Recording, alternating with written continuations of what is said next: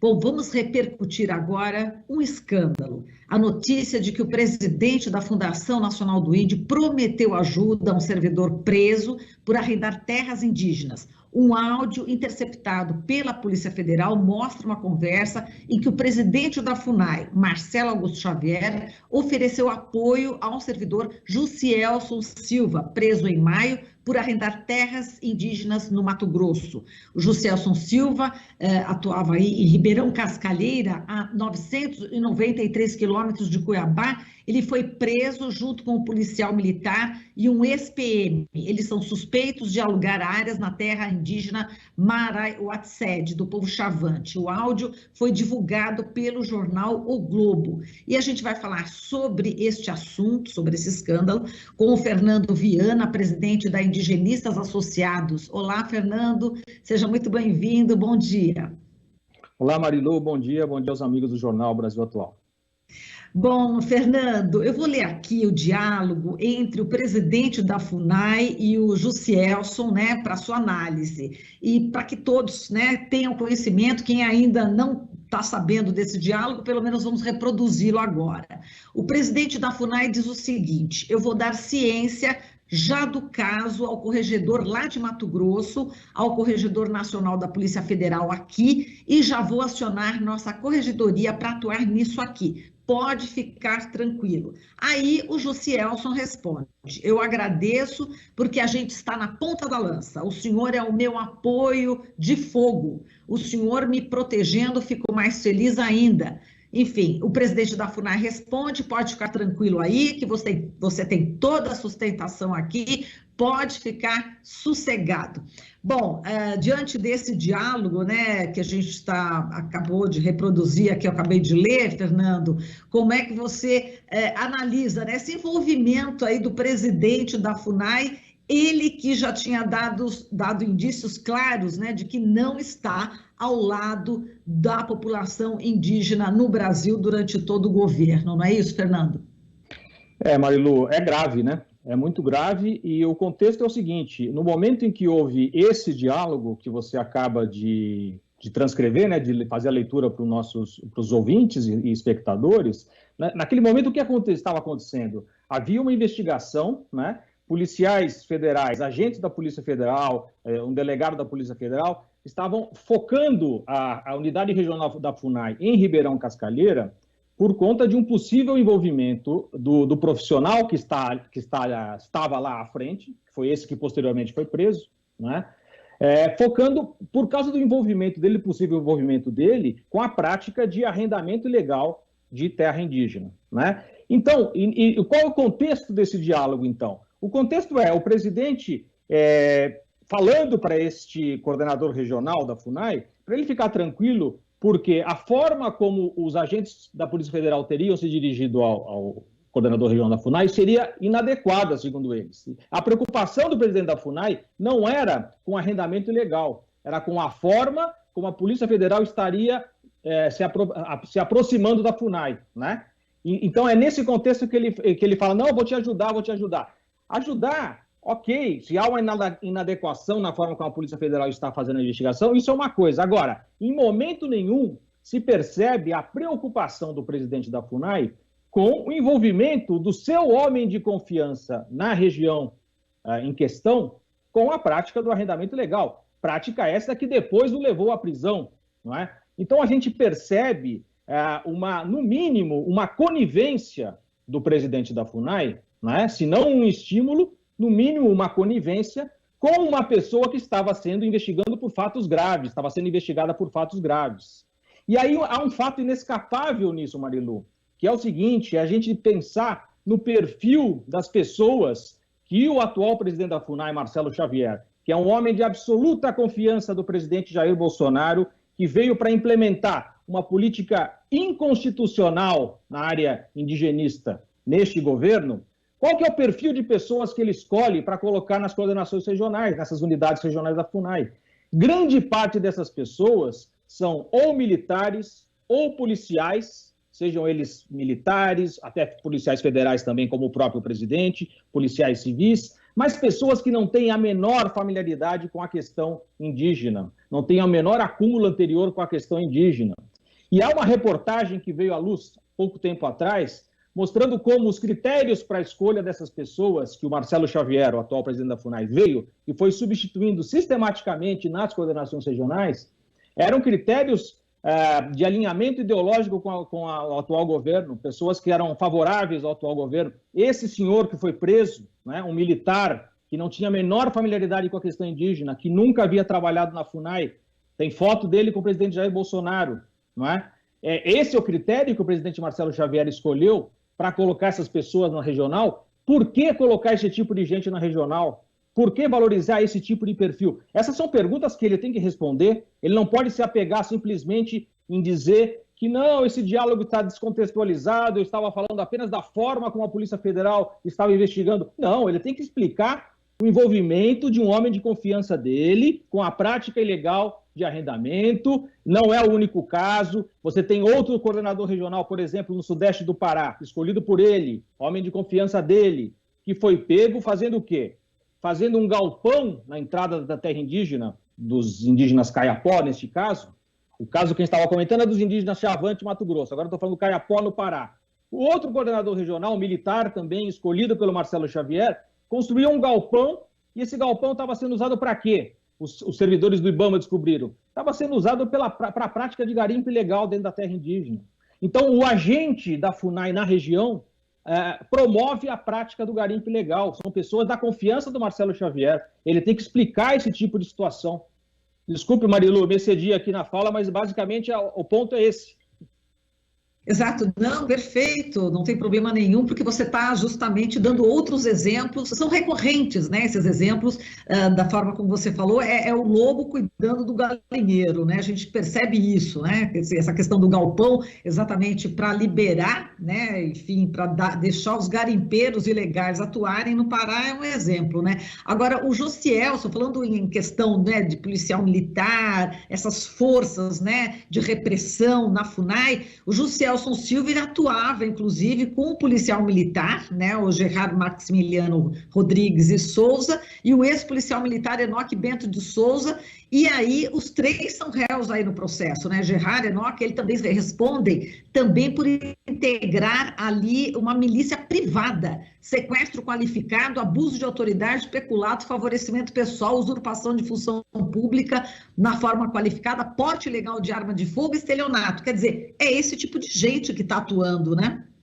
Exato. E aí você lembrou muito bem dessa parceria. Esses dois outros agentes, né, conhecidos do Josielson, se eu não me engano, de atividades comuns anteriores no estado do Amazonas, eles não tinham função nenhuma explícita, oficial, dentro da FUNAI.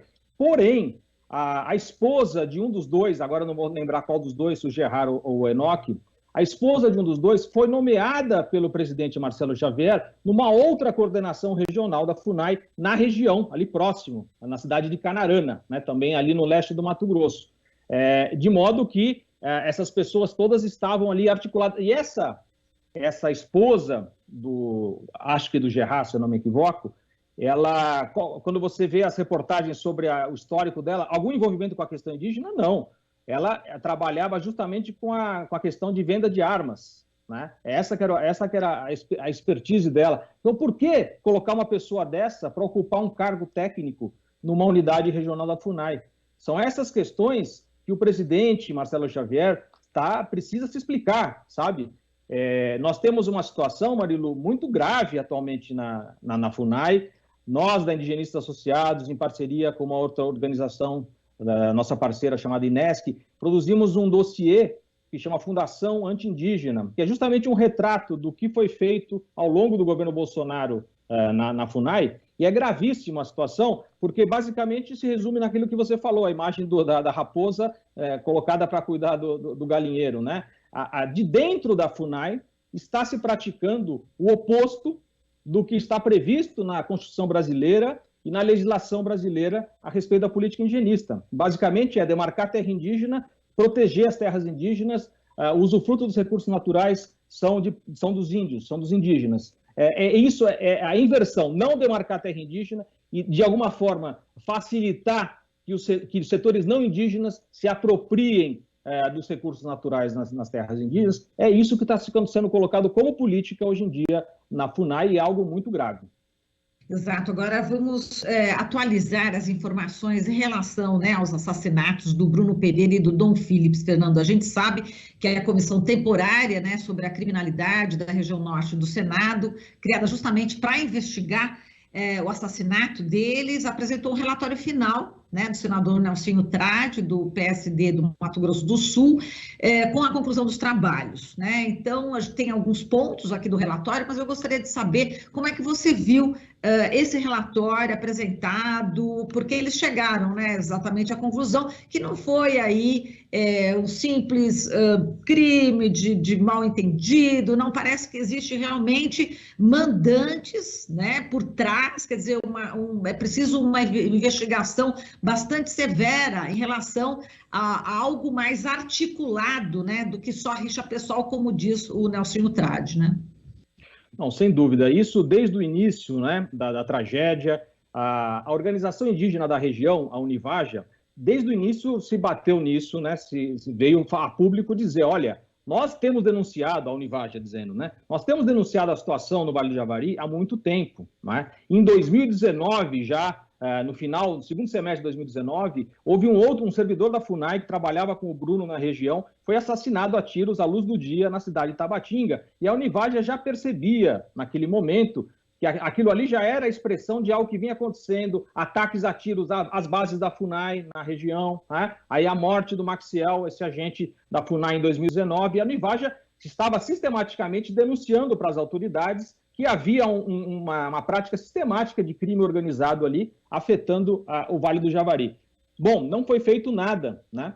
E aí, bom, tem toda a questão aqui para a gente falar muito rapidamente. O Bruno Pereira era o coordenador de uma área importante, da área que trabalhava com índios de isolados e de recente contato, foi afastado por essa gestão da FUNAI. O Bruno rapidamente percebeu que nessa gestão não daria para fazer trabalho sério na FUNAI, foi trabalhar diretamente com a Univaja, com essa organização, na tentativa de fazer um monitoramento territorial ali e justamente de ficar denunciando. Era o mínimo que pode ser feito. Você vê o que está acontecendo e denuncia para as autoridades para ver se algo é feito.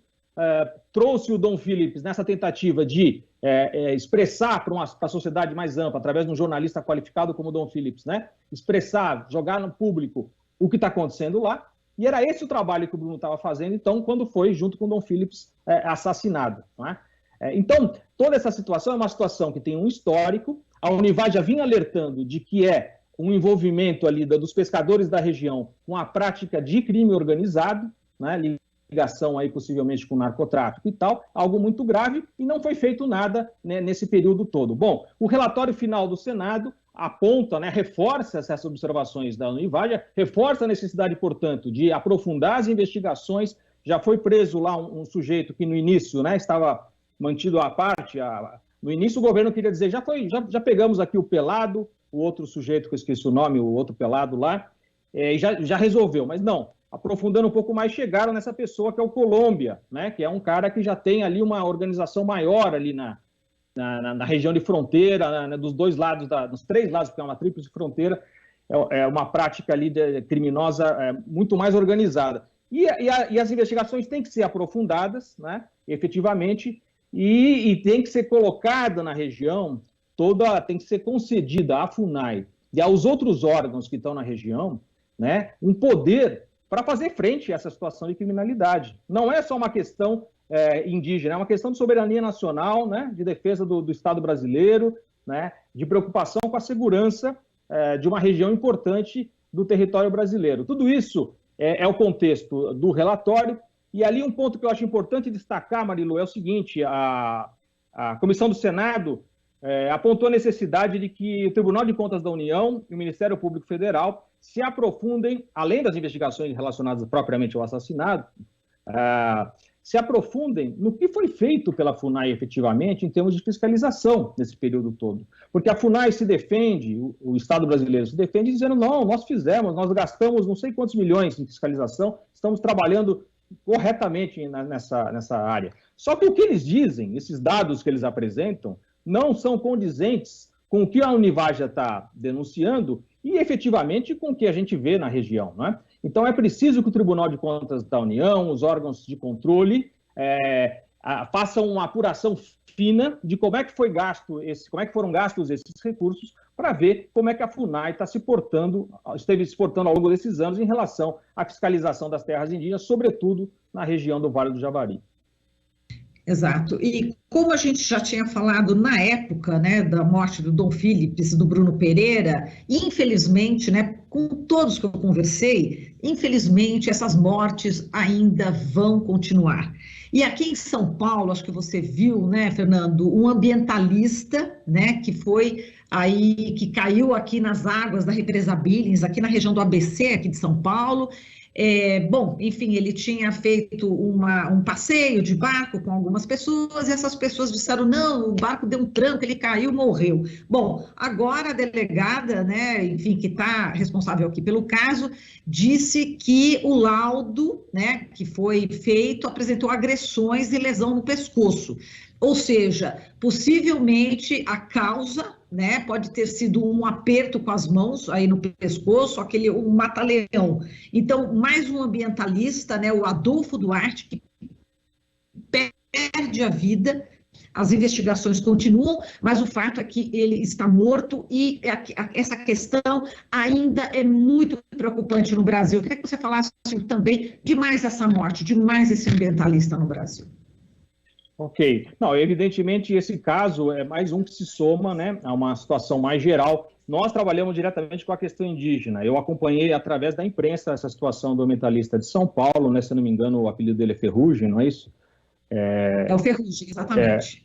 E quando a gente vê essas notícias, a gente situa de fato num quadro mais geral, que envolve de fato a questão indígena, também envolve o que aconteceu com o Bruno Nicodon, e basicamente o que é? Nós temos um contexto hoje em que os ocupantes do poder central do país, né, têm um discurso e uma prática de incentivo, né, à ocupação desordenada do território, ao avanço sobre os recursos naturais e também a considerar as preocupações com questões ambientais, fiscalização ambiental, qualquer tipo de controle, de impedimento da exploração dos recursos naturais como algo pernicioso, né? Como algo que deve ser enfrentado. A gente viu a entrevista do presidente Jair Bolsonaro, voltando àquela questão que foi trazida pelos entrevistadores do Jornal Nacional, a questão de quando se tem o garimpo, né, ilegal, tem que destruir, né, os equipamentos dos garimpeiros ilegais, né? E o presidente ele não suporta isso, ele quer defender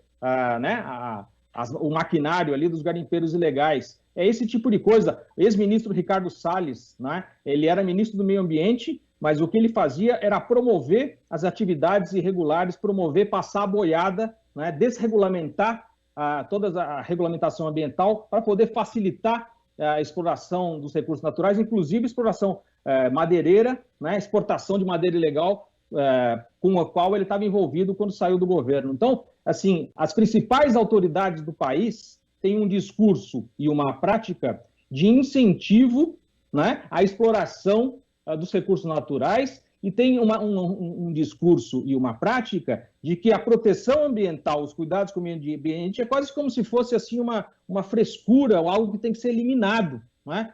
Então isso é algo muito grave. A gente vê o discurso do presidente da República se referindo aos órgãos ambientais, IBAMA, ICMBio, e aí a FUNAI entra no meio também, embora não seja estritamente ambiental, como se fossem opositores dele.